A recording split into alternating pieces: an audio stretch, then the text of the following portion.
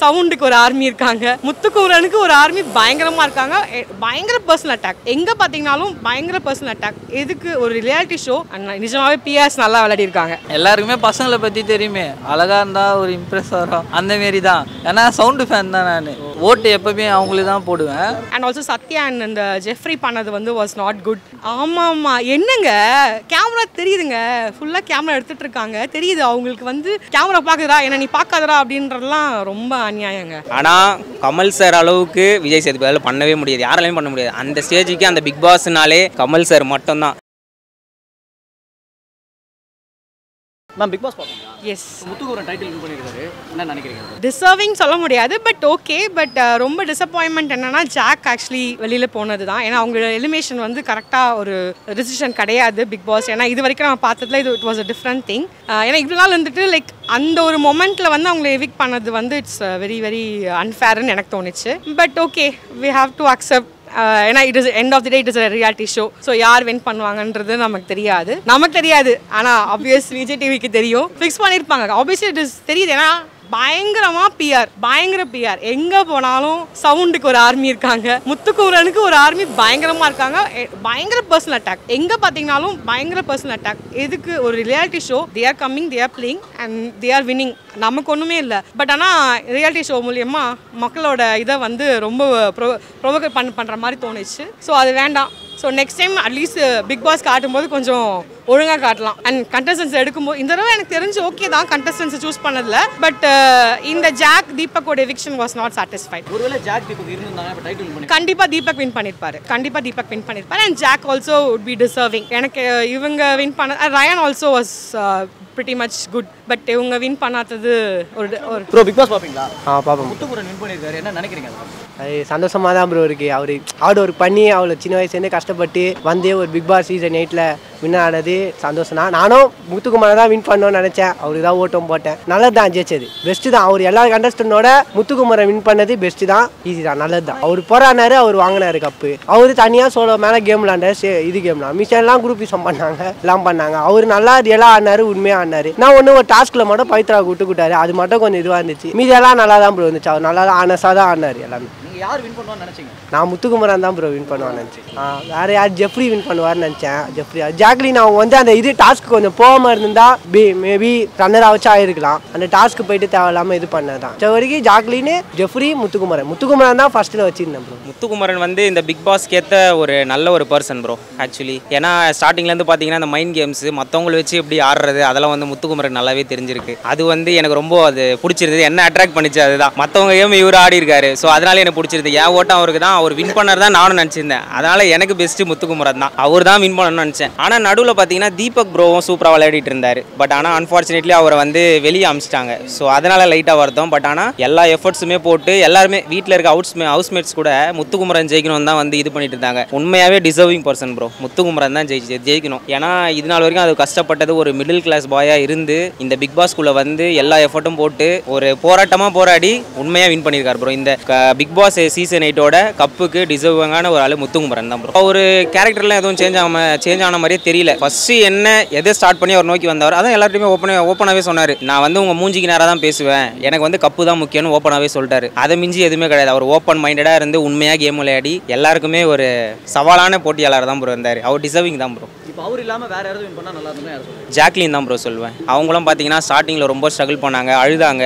எல்லாருமே கேங்ஸ்டர் அப்படி இப்படி அதான் கேங்காக வந்து அவங்கள டார்கெட் பண்ணி அடிச்சாங்க. அப்போ கூட அவங்க அசராமல் விளையாடி லாஸ்ட் வரைக்கும் வந்தாங்க. 15 வீக்ஸும் நாமினேட் பண்ணாங்க. 15 வீக்ஸுமே அவங்க மக்களால் ஓட் பண்ணி இருந்து லாஸ்ட்டாக அவங்களால தான் வெளியே போயிட்டாங்க ப்ரோ. அதுதான் கொஞ்சம் வருத்தமாக இருந்தது.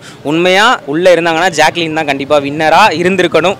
இல்லை அவங்க தான் ஆக்சுவலி ரன்னராவது வந்திருப்பாங்க. பட் இருந்தாலும் முத்துக்குமரன் கிரேட் ப்ரோ. முத்துக்குமரன் இல்லாமல் வேற யாராவது வின் பண்ணால் நல்லா இருந்திருக்கும்னு யார் சொல்லுவாங்க? ஃபைனலிஸ்ட்டில் ஜாக்லின் அவங்க வெளில போயிட்டாங்கன்னா ராணவ், ரயான் அவரும் வயல்வெளிக்காக வந்தார். சீக்கிரமாக போயிடான்னு பார்த்தா அவரும் ஹார்ட் ஒர்க் நிறையா போட்டிருக்காரு. அவரும் போட்டி எல்லாமே போராடினார், ஹார்ட் ஒர்க் போட்டார், நல்லா இது பண்ணால் ஒன்று டீம் கொஞ்சம் சேர்ந்தார். பரவாயில்ல, இருந்தாலும் அவர் வின் பண்ணியிருந்தாலும் நல்லா தான் இருந்திருக்கும் ப்ரோ. அவர் வந்து டே 1 2 3 5 அப்படியே கவுண்ட்டு 100 டேஸ் போகுது. ஆனால் அவர் வந்து 5 டேஸ்லேயே காமிச்சிட்டாரு. எல்லாருமே தன்னை காமிச்சிக்க தான் வராங்க. ஆனால் அவர் வந்து தன்னை காமிச்சிக்கணும் 100% கேமுக்காக கொடுத்து அவர் எல்லாருக்குமே அவர் வர்றது சந்தோஷம்தான். மற்றபடி யார் ஃபேனா இருந்தீங்க உள்ள? யார் வின் பண்ணுவான்னு நம்ம வயசு பையன் யார் அங்கே ஜெஃப்ரி.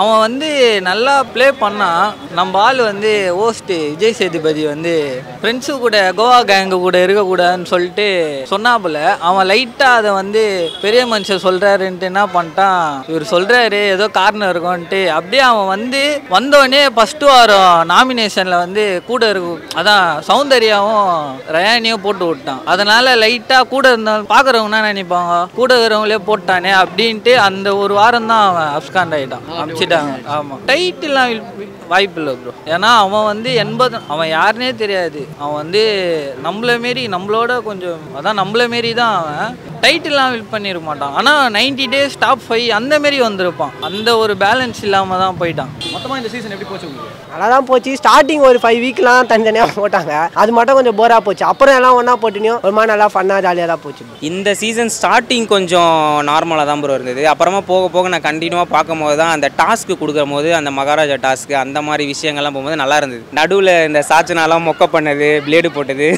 அதெல்லாம் பார்க்குறதுக்கே ரொம்ப ஃபன்னியாக இருந்தது. விஜய் சேதுபதியே காண்டாக்டர் ஆக்சுவலாக அதெல்லாம் நல்லா இருந்துச்சு. நல்ல சீசன் ப்ரோ. முத்துக்குமரன்லாம் ஃபன் பண்ணார். அவருக்கு ஈக்குவலாக அருண் ஒருத்தர் இருந்தார், அவர் தான் ஆக்சுவலி அடித்து இது பண்ணியிருந்தார். லாஸ்ட்டில் அவர் வெளியே அனுப்பிச்சாங்க.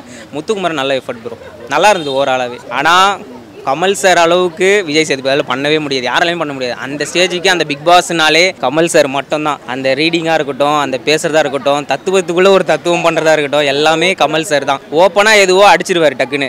விஜய் சேதுபதி தயங்குறாரா என்னன்னு தெரியல.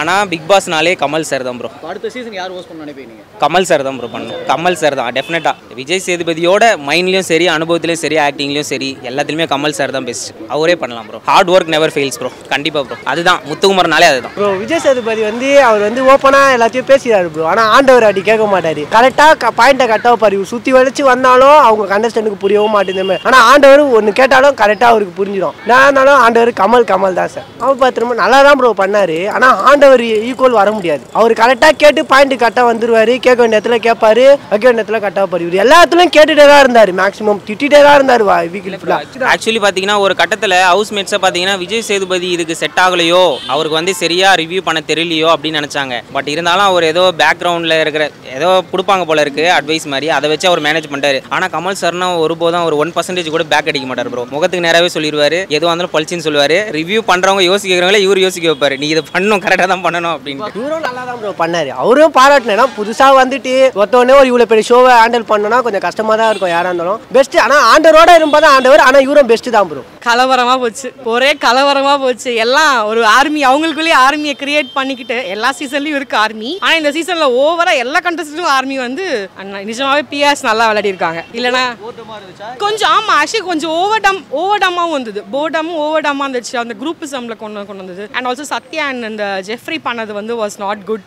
ஆமாம், என்னங்க கேமரா தெரியுதுங்க, ஃபுல்லாக கேமரா எடுத்துட்டு இருக்காங்க, தெரியுது அவங்களுக்கு அவங்க எடுக்கிறாங்க, அவங்க தெரிஞ்சே பண்ணுறாங்க. It is not real. அதை அவங்க நடிக்கிறாங்க. அஃப்கோர்ஸ் அடிக்கிறாங்க, சிரிச்சவங்க அவங்களும் ஃபீல் பண்ணிட்டு இருந்தாங்க. அவங்களோட ரியாக்ஷனும் அப்படி தான் இருந்தது. அப்பனா இல்லைங்க அப்படின்னு சொல்லி நேராக சொல்லியிருக்கணும்ல. பின்னாடி போய் எதுக்கு சிரிக்கணும்? அங்கிருந்து சிரிக்காம அங்கே பின்னாடி போய் சிரிச்சுட்டு கேமரா பார்க்குறா என்ன நீ பார்க்காதரா அப்படின்றதுலாம் ரொம்ப அநியாயங்க. அதெல்லாம் ஓவரா போயிட்டு இருந்தது. நிறைய சப்போர்ட்டர்ஸ் இருந்தாங்க. பட் ரீசன்ட் டைம்ஸ்ல பாத்தீங்கன்னா டிசர்விங் இல்ல அப்படின்னு சொல்றாங்க. ஆமா, அவர் ரொம்ப ஓவர் மேனிபுலேட் பண்ற மாதிரி, அவர் கொஞ்சம் அந்த குரூப்பிசம்ல கொஞ்சம் உள்ள போயிட்டாரோ. அவர் ஃபர்ஸ்ட் இருந்த முத்துக்குமரனா நமக்கு வெளியில என்ன தெரியும், ஒரு தனித்துவமா நிறைய பேசுவார், நல்ல பேச்சாளர் அப்படின்னு. பட் ஆனால் பிக் பாஸ்ல கொஞ்சம் இப்போதான் ரியல் ஃபேஸ் தெரியுது. we are always watching.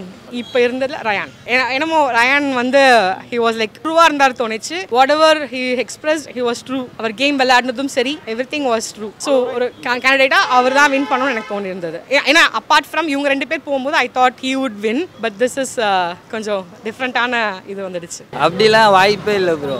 அவனுக்கு கொடுக்கலனா தான் மற்ற யாருன்னா பேசியிருப்பான். குத்தது 100% எல்லாரும் தெரிஞ்சிச்சு ப்ரோ. அங்கே எல்லாருமே 100 days தன்னை தான் யார் காமிக்கிறதுக்காக தான் வந்தாங்க. ஆனால் முத்துக்குமர் அப்படி கிடையாது. 100 days-உமே யாருக்கிட்டையுமே எமோஷன் காட்டவே இல்லை, யாருக்கிட்டையும் க்ளோஸாக இருக்கல. சாட்சனாவே பார்த்துருப்பீங்க, தங்கச்சி மாரி அண்ணா முத்தண்ணா அழுதுன்னு சொல்லும், அது முத்தண்ணான்னு சொல்லும். ஆனால் அப்போ கூட அவன் ஹக் பண்ணுவானே தவிர அவன் மொத்தமாக பாசத்தை காட்டல. ஃபுல்லாக 100% கேம்னா 100% கேம் மட்டும் தான் குத்தான்னு தவிர மற்ற எதுவுமே அவன் பண்ணல. மற்ற எல்லாருமே ஒருத்தவங்க கூட க்ளோஸ் ஆனாங்க. ஆனால் அவன் அப்படி ஆகவே இல்லை. நீங்கள் என்னன்னு இல்லை. இப்போ யாருன்னா இப்படி நந்து போகிறவங்கள கூட கூப்பிட்டு கேளுங்கள, அவர் வந்து வாங்கினது ரொம்ப சந்தோஷம். மொத்தமாக இந்த சீசன் எப்படி போச்சு? நல்லா போச்சா? சூப்பராக போச்சு ப்ரோ, சூப்பராக போச்சு, நல்லா ஃபன்னாக போச்சு. நான் 24/7 பார்ப்பேன். சௌந்தர்யா வந்து ஃபஸ்ட்டு என்ட்ரி கொடுக்கும் போது க்யூட்டாக இருந்தாங்க.